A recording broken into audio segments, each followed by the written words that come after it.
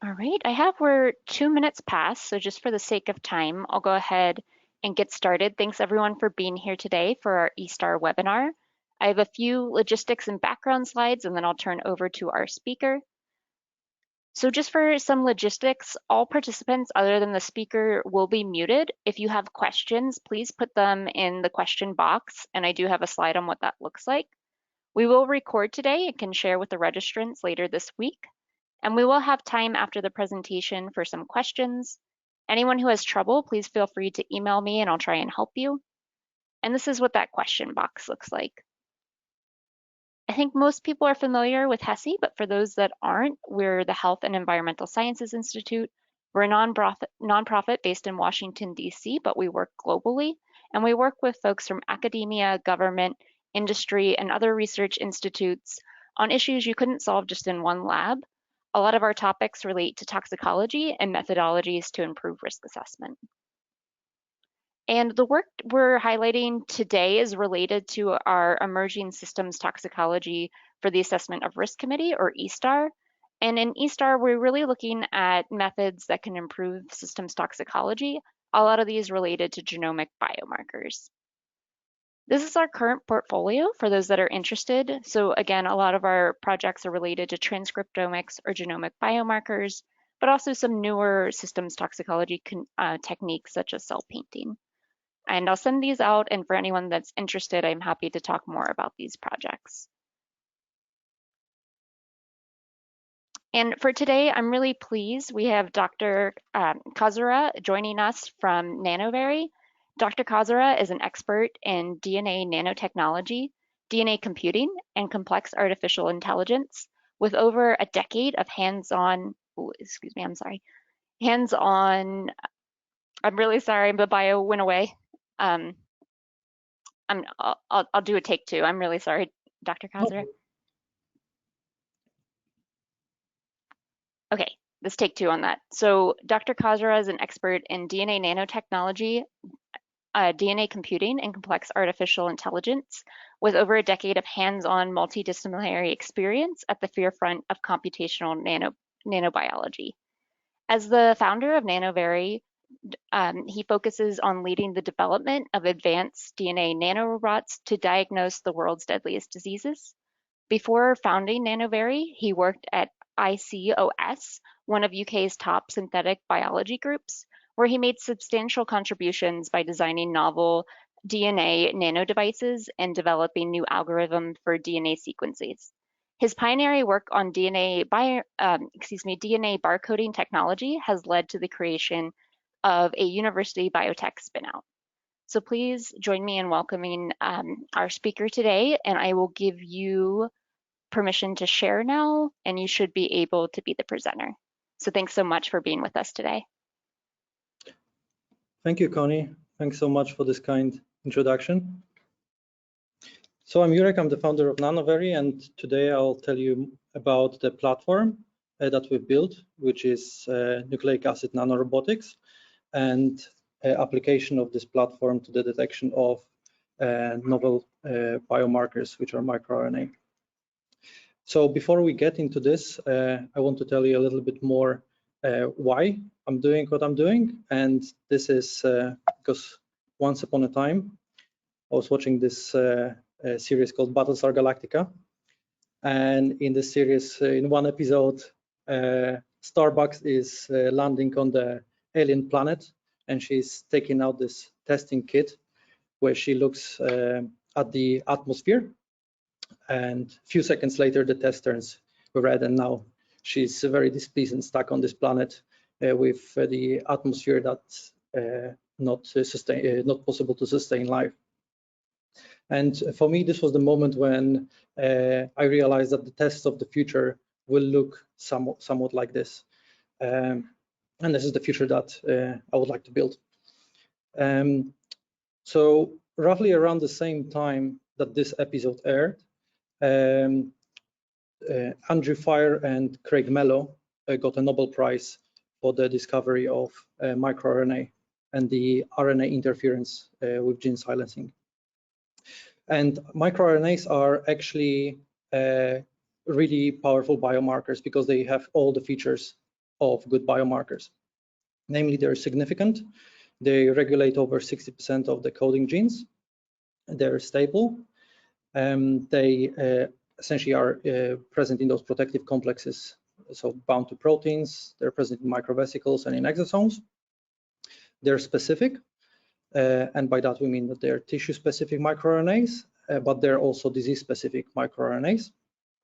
And last but not least, they are present pretty much everywhere, from blood, plasma, serum, urine, saliva to specific tissues.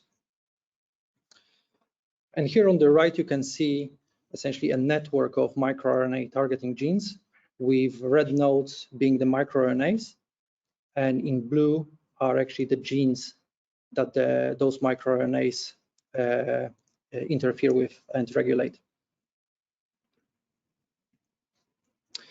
Specifically, microRNAs are also used in toxicity studies because they can be a good biomarkers of damage caused by medication or supplements. So in here we have a Dickey and Dilly, which are the injuries of kidney and liver, and they can result from a direct effect of the drugs on the liver and kidneys, or an immune-mediated action to the drug or its metabolites. And symptoms can range from mild elevations of liver or kidney enzymes to severe organ injury and organ failure and ultimately death. So those two are really important, and microRNAs are now believed to be really good indicators of those conditions, specifically because they can appear early in blood and serum, and they can be good biomarkers for those conditions. But there is more to microRNA. They are also believed to be good biomarkers for diagnostic purposes. So in here you see two reports on ovarian cancer, where there's been a panel of microRNA that was good in diagnosing and prognosing ovarian cancer. And now it's also believed that microRNAs are actually more informative than the circulating free DNA for the prediction of ovarian cancer. And microRNA is a rapidly expanding field. So every year we have around now 20,000 new references where microRNA appears either in the title, in the abstract, or in the keywords of the paper. But also the global market size for microRNA analysis is rapidly growing. So right now it's worth around $1 billion, but it's believed that in the next 5 years that's going to grow to $3.5 billion. And there are many applications for microRNA, from biomarker discovery through diagnosis, prognosis, predicting treatment response, monitoring, and finally the toxicity assessments. And if you look at what type of approaches are used to detect microRNAs, you have on one side biomarker discovery with more exploratory techniques like sequencing, and this is done typically via RNA-seq. But for more routine testing for microRNA and microRNA quantification, by far the most popular method is real-time qPCR. And this is essentially will be the main focus of my talk today. So there are challenges with microRNA analysis by qPCR. The first one, microRNAs are short in length, so they're typically 20 to 23 nucleotides long, and that makes them difficult to isolate and amplify. Second point is that there's no good standardization for microRNA detection and quantification. And finally, microRNA have the problem of sequence similarity, and I'll touch upon this problem of microRNA families and isomers. So let's go through those problems one by one. So how short length of microRNA influences the qPCR workflow? I'm sure you know qPCRs now can take as little as 15 to 30 minutes, but this is not the case for microRNA. For microRNA, there's actually a lot of pre-processing that you need to do. So first you need to isolate your RNA, so lyse your sample, wash the microRNA and finally get the microRNA. Then you need to transform it into a cDNA. And this involves multiple steps, including polyadenylation, reverse transcription, and then cDNA purification. Just then you're able to run your qPCR assay. And finally, you do the data analysis. So a typical workflow for microRNA will take anything between 15 and 20 steps. And if you have a lab that is optimized for microRNA study, this can take you 1 day to process a bunch of samples. And if not, that can take 2 to 3 days. So it's a very inefficient process. And also, this means that when you look at the assay, there is no standardization here, and you really need to control for all of those steps. So the standard 96-well plate will include controls for every step of the process, so for RNA isolation, for cDNA synthesis, for qPCR efficiency, and finally you'll need a calibration for inner plate, so you can compare plate to plate. And this is just to control your process. And then you actually have controls for your sample. So you would need endogenous controls, most likely one universal to compare it to as a baseline for most tissues, and then for your specific tissue of interest like kidney or liver. And then that leaves you with little place for your samples. But the most important thing here is that you really need to control every single step of your qPCR process to be able to tell where the potential errors are coming from. And finally, for the sequence similarity, this is the problem that PCR actually struggles with, and there are no good solutions. So on one side, you have this problem of microRNA families, where you have microRNAs that are part of the same family, and they're very similar in sequence. Very often, the difference is just a single nucleotide mutation. And those microRNAs are involved in different pathways of different diseases. So for example, LET7A could be linked with breast cancer, but LET7C could be a prostate cancer marker.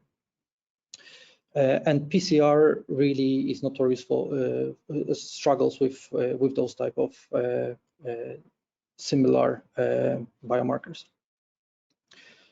On the other hand, you have microRNA isomers, and here it's a different situation when you have one canonical form of microRNA, and then by the way of biology processing those microRNAs in the cell, you have presence of all of those different forms of the same microRNA.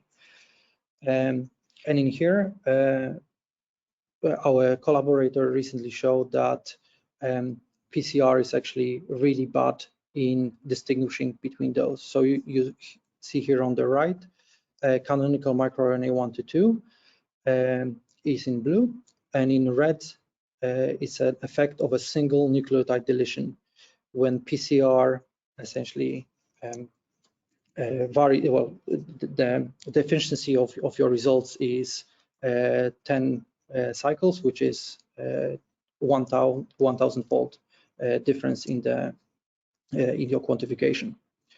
And those are the main problems that the PCR really cannot overcome that easily.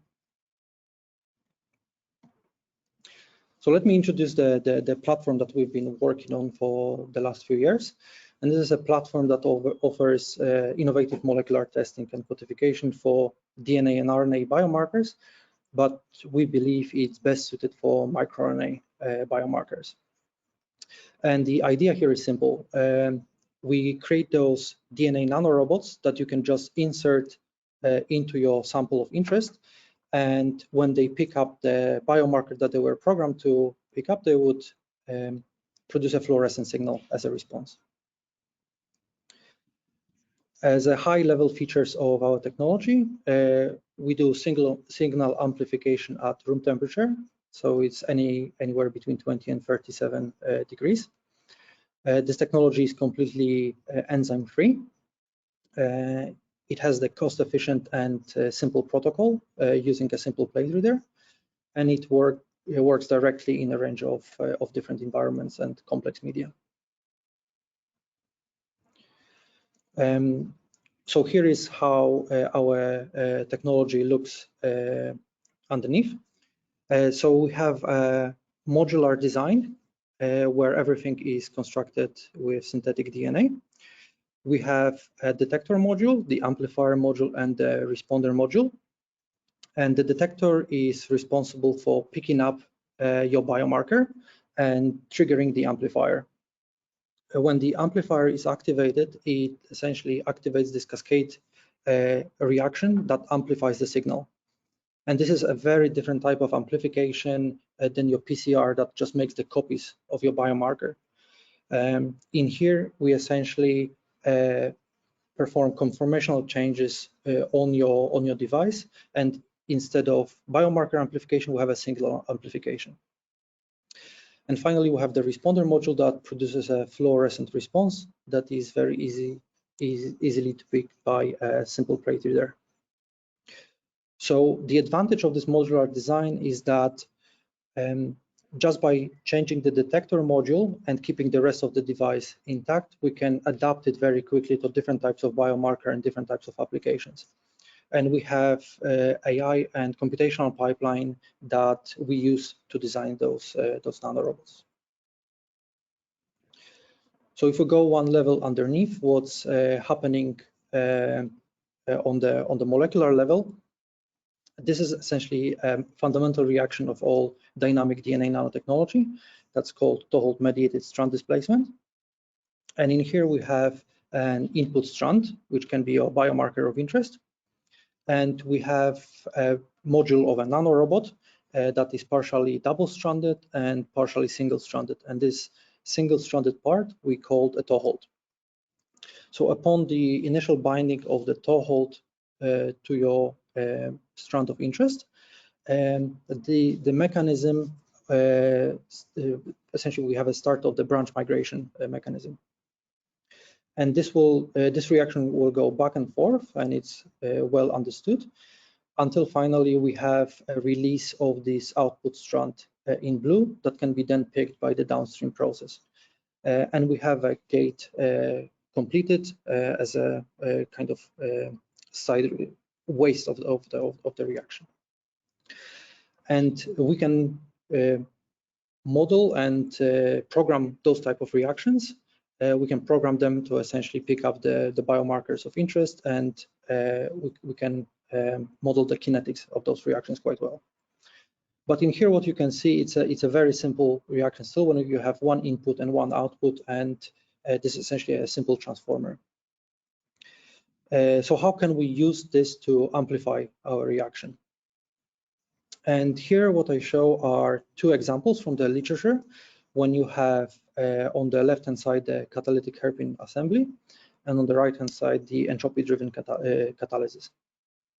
So for the catalytic hairpin assembly, in red you have your biomarker of interest, your input to the gate, and you have two gates, H1 and H2, which are hairpins.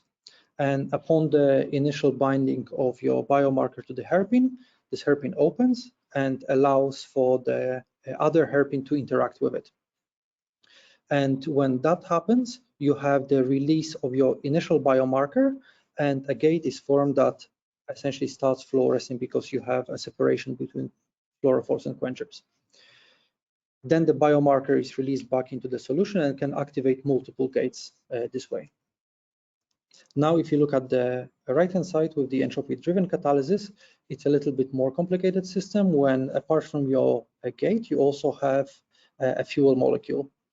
So upon the initial binding of your biomarker, which here is called catalyst, it will interact with the first gate and create this new signal in green, but it will also allow for the fuel to bind to the gate and then release the output too, but also it will release the original biomarker into the solution.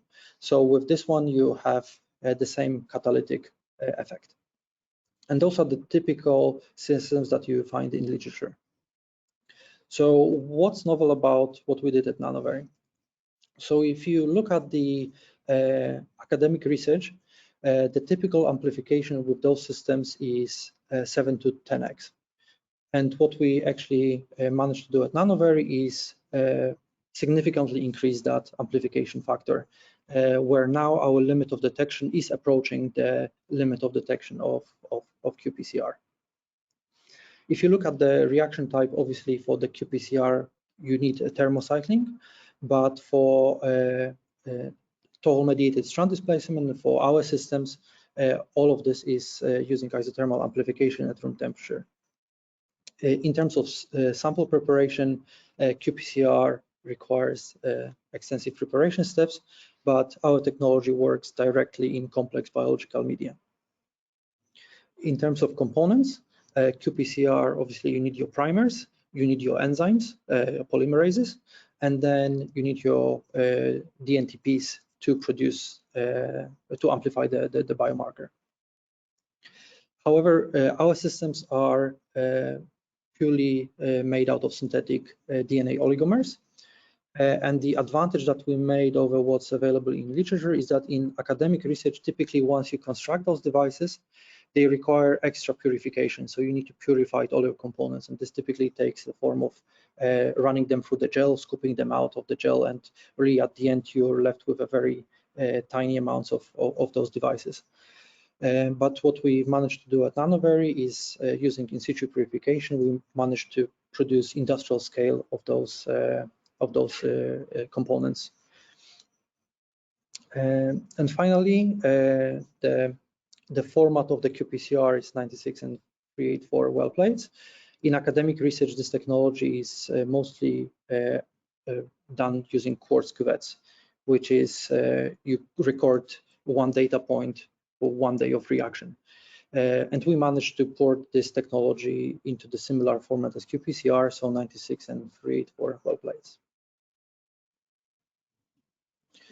And what we end up with is essentially a workflow where you just need to add your nanorobots into the sample and then measure the fluorescence, which typically takes anywhere between 1 to 3 hours. In contrast, qPCR will take 1 to 3 days for microRNA applications. And we can detect our biomarkers with very high sensitivity. So in here you can see how our linear range looks on the low picomolar levels.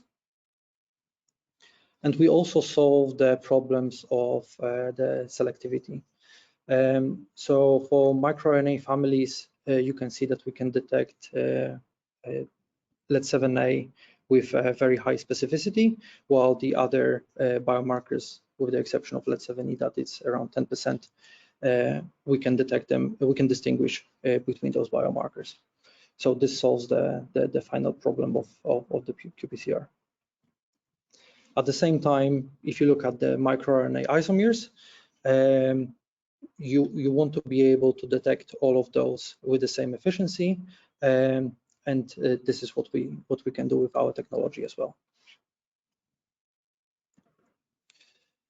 So potential areas for our technology, obviously we focus mostly on research and development, but we also run projects with biotech and pharma, where we can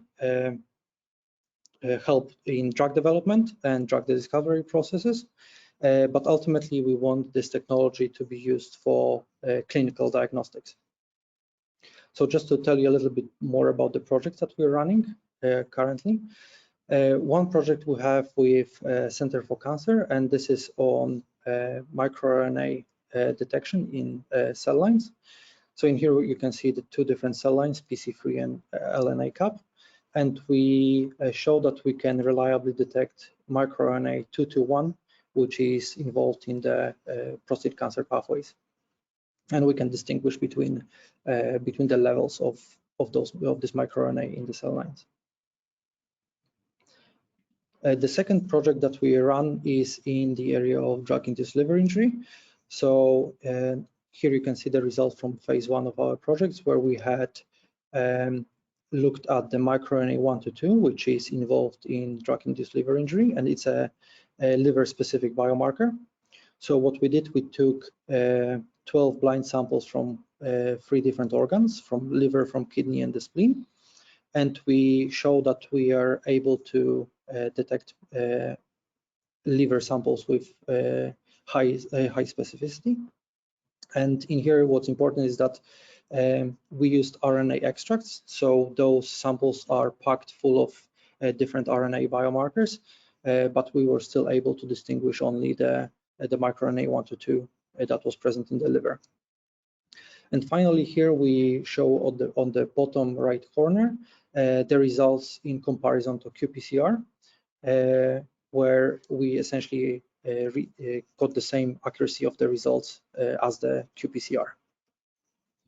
And the next phase of this study is moving to patient samples, when we can detect microRNA 1 to 2 directly in patient samples and predict DILI better than enzymatic methods of detection. So in summary, microRNAs are promising biomarkers, but conventional methods such as qPCR struggle with microRNA detection and quantification. And our technology offers a faster, more precise, and more reliable way to measure microRNA. So we think we should collaborate if you are currently running or are interested in including microRNA in your projects. If you need a better screening and data for new drugs you have in the development, and if you want to unlock the full potential of microRNA and drive the innovation in the field. Finally, I would like to thank you, the Nanovery team. So, you know me, I have the PhD in DNA nanotechnology and AI, and I'm joined by Mark, who is our CEO. He has a PhD in molecular biology and has been involved with 6 different startups in this area. My co-founder Roma, that has masters of chemical biology, and also Alex, who is our R&D director, and he will join us for the Q&A session. And he has a PhD in nanotechnology and 12 years of experience in eSTAR Singapore. And finally, our bioinformatician and our scientist. And with that, I would like to thank you for your attention, and happy to answer any questions you might have. Great, thank you so much for that presentation. So reminder, folks can type their questions into the question box. Maybe while we're waiting, could you speak to if you all have experience with different sample types? Like, for example, in one of the HESI projects, we've been working with some whole urine samples, and there's some difficulties just with biofluids generally. Have you all had any experience with that? Yes, so we're currently running projects where we take serum samples. So this is the main kind of the first area of application where we want to apply this technology. And the benefit of doing it in serum is that unlike other samples, like for example urine, where you have this question of diluting your biomarker and the levels of your microRNA can vary. In serums, those are quite stable. So for example, in the case of DILI, there's a very clear distinction between healthy individuals and those that are experiencing DILI. So serum is actually what we mostly work with. Great, thank you. Nick Hutchings asked, do nucleases in the samples cause any problems? Nucleases, or like endonucleases, and is that the question? He put nucleases, yes. Mm-hmm. Nucleases. Yeah, our DNA nanorobots are incredibly stable in serum, for weeks. We see no issue at all there. If you are looking at RNA biomarkers directly in complex media, you have to do a very short treatment step where you inhibit the RNases. But once the RNases are inhibited, your RNA biomarkers are safe and the technology has no issues at all. Great, thank you. Brian Chorley asked, well, he first said, great talk and interesting technology. He asked, what is the multiplexing capability with this assay? Is it possible that more than one microRNA could be measured in a single sample or test? Yeah, that's no problem at all. So our nanorobots can work simultaneously alongside each other. And that's exactly the same as PCR. If you have a machine that has, 5 different channels for looking at 5 different dyes, we can use 5 different nanorobots with 5 different dyes. No, that's helpful. To build on that a little bit, when we had first talked a few months ago, I had mentioned we at HESI had developed a RNA biomarker that had about 60 genes. Is that kind of on the far end? Is that something possible? Or do you see it more on maybe like 5, 6, or even lower? So if you look at the panel of 60 microRNAs, we would need to essentially split them into panels. So that would take 12 wells to do a panel of 60 biomarkers. If you assume, we can do multiplexing of up to 5 in a single well. Okay, great. That's really helpful.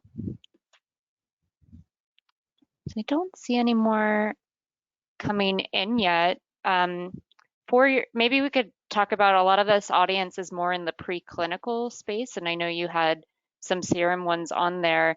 Could you speak maybe generally to where you see the advantages of these technologies in the preclinical space?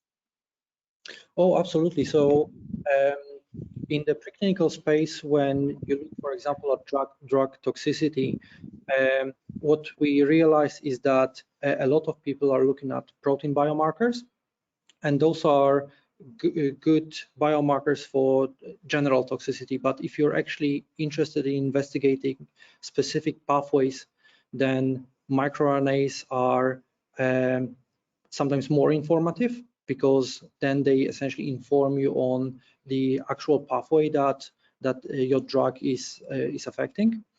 And we saw big potential of microRNA in general to be used.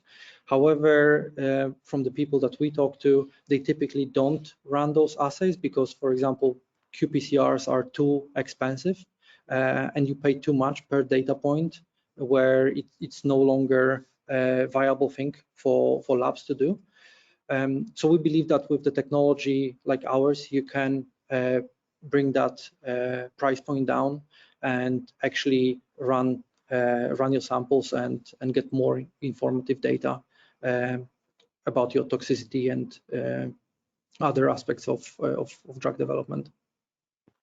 Yeah, that's something we talk about in our HESI microRNA group, that a lot of times these biomarkers could be potentially more predictive rather than diagnostic. So it might be an earlier thing to compare to those protein biomarkers you mentioned.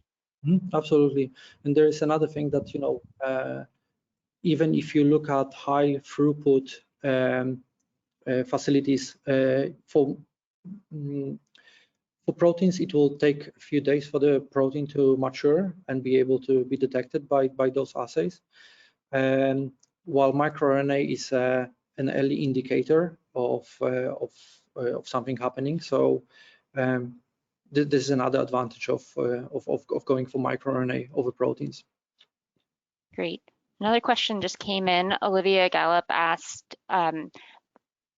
or the question, it starts, there have been papers showing that for training neural networks for RNA application, sequence-only inputs can provide higher accuracy. Have you found this yourself? What kind of training data do you use as an input into your neural networks, and what type of architectures have been most helpful? Oh, so that's an interesting question, but with the AI that we use, we're actually not using the AI for biomarker identification or biomarker discovery. We use AI to model and design our nanorobots themselves. So we had some projects when we were looking at essentially biomarker discovery, but those were definitely not as advanced as neural networks. And just to give you a little bit of more background, Our focus is essentially at the development of the technology and the technology platform, where people would come to us with a biomarker of interest. So we really want to focus on delivering the best results with our technology, and rather than venturing into this field of biomarker discovery ourselves. Right. Hope to answer the question. I think so. And Olivia, if there's follow-up, just please feel free to write in the chat. Aditi asked, how sensitive is this technology for early cancer diagnosis? Do you have any experience with that? So this project is more on the early stage right now. So we are working with Center for Cancer when we work with the prostate cancer group. And in there we are investigating both microRNAs, but we're also looking at mRNA. And there are two biomarkers that the group is interested in. One is the ARV7, which is actually a biomarker of late-stage prostate cancer, but they're also interested in SPOP mutations. And in there, our main focus is showing that our technology can detect single nucleotide variants. But this work is still in the early stages, where we don't have the results yet showing you that we can diagnose cancer earlier than other methods. Yeah, and that's something too, I think, to your point of needing to identify those biomarkers with groups, and then yours is the technology that would maybe make it more rapid to be able to look for that in other patients. Is that correct? They're much more rapid, but also much more reliable. Mm-hmm. Great. So that's what I see so far for questions. What I could do, if you all are okay with it, is share your email and then any materials we want to send out to registrants along with the video, and folks can get in touch with you that way. Does that sound good? Yeah, absolutely. All right. Well, thank you so much for giving this webinar today. This was really informative. Thank you so much. Thanks everyone for listening, and have a great rest of your day. Thank you, Connie. Much appreciated.